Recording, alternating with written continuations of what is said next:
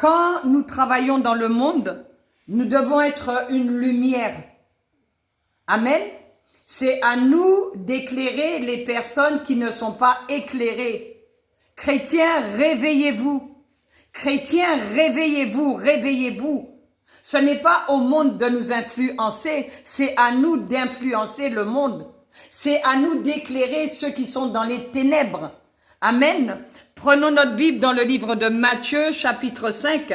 À partir du verset 13, il est écrit « Vous êtes le sel de la terre.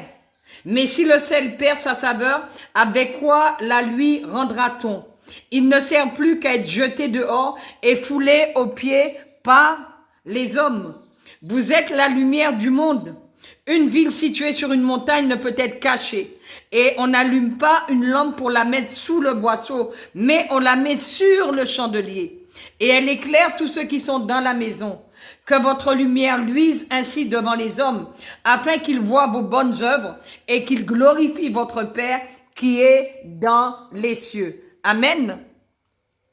Mais si nous nous mettons à les imiter, si nous nous mettons à faire exactement comme eux, quelle différence qu'il y a entre un chrétien et un païen? Amen. Nous devons nous réveiller. Nous devons revenir à la saine doctrine de Christ. Nous devons revenir au pied du Maître. Nous devons écouter tous les enseignements de Jésus. Nous devons faire exactement ce que Jésus nous demande de faire, quitte à perdre son travail. Il vaut mieux perdre son travail que de perdre son âme. Amen. Au nom de Jésus-Christ de Nazareth, Dieu pourvoira. Si tu perds ton travail par rapport à Jésus-Christ, généralement quand on est chrétien, on est attaqué à cause du nom de Jésus-Christ. On est attaqué à cause de la personne de Christ, à cause de ce que nous représentons sur cette terre. Amen. Donc si nous devons perdre notre emploi parce que nous refusons de faire ce que le monde des ténèbres nous demande de faire, alléluia, amen, Dieu pourvoira. Dieu pourvoira. Dieu n'a jamais abandonné ses enfants.